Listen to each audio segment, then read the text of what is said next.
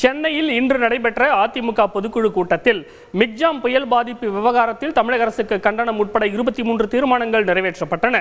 மேலும் பாஜகவுடன் இனி கூட்டணியே இல்லை என எடப்பாடி பழனிசாமி திட்டவட்டமாக தெரிவித்துள்ளார்.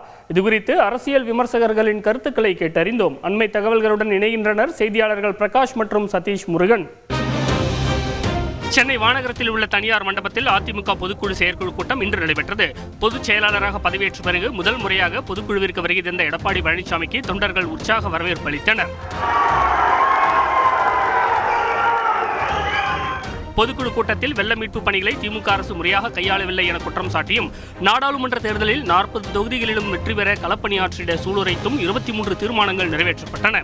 குறிப்பாக முன்னாள் முதல்வர் ஜானகி எம்ஜிஆரின் நூற்றாண்டு விழாவை கொண்டாடுவதற்கு பொதுக்குழுவில் சிறப்பு தீர்மானம் நிறைவேற்றப்பட்டது.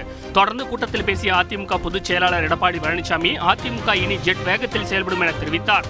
தேர்தல் கமிஷனிலும் நமக்கு அங்கீகாரம் கிடைத்துவிட்டது. இனி அனைத்து இந்திய அண்ணா திராவிட முன்னேற்ற கழகம் ஜெட் வேகத்திலே செயல்படும். புயல் வெள்ள பாதிப்புகளில் மத்தியில் எந்த அரசு ஆட்சி நடந்தாலும் தமிழ்நாட்டை மாற்றாந்தாய் மனப்பான்மையுடன் நடத்துவதாக எடப்பாடி பழனிசாமி குற்றம் சாட்டினார்.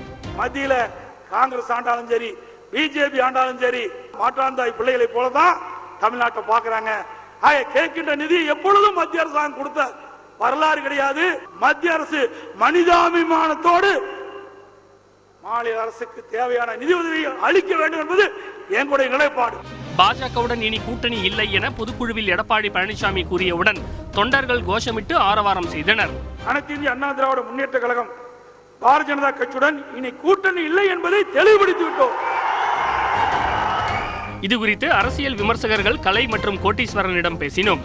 பாஜகவையும் காங்கிரஸையும் ஒரே தட்டில் வைத்து கடுமையான கண்டன குரலை எடப்பாடியார் அவர்கள் எழுப்பினார். மொத்தத்தில் இந்த பொதுக்குழு வரக்கூடிய நாடாளுமன்ற தேர்தலில் அவர்களை பொதுக்குழு உறுப்பினர்களையும் கட்சி தொண்டர்களையும் உற்சாகப்படுத்தி ஈடுபட்டு வெற்றியை தேடுவதற்கு பயன்படும் என்று நான் நினைக்கிறேன். அதிமுகவுக்கு வாக்கு விகிதாச்சாரமும் நிறைய சரிஞ்சிருக்கு. அதில் குறிப்பாக சிறுபான்மையினரோட வாக்கு திரும்ப வரல அப்படின்றது அந்த கட்சியில் இருக்கிற மூத்த நிர்வாகிகள் ஒற்றுக்கொள்கிறாங்க. மோடி அவர்களை நம்ம முன்னிறுத்து தேர்தலில் கூட்டணி இருக்கிறோம், இல்லை அவங்க கூட நட்பு பாராட்டணும்னா நமக்கு கிடைக்கிற ஓட்டும் கிடைக்காம போயிடும் அப்படின்ற அந்த இடத்துல இருந்து தான் பாஜகவை எதிர்க்கிற ஒரு விஷயத்தை அதிமுக காட்டுது.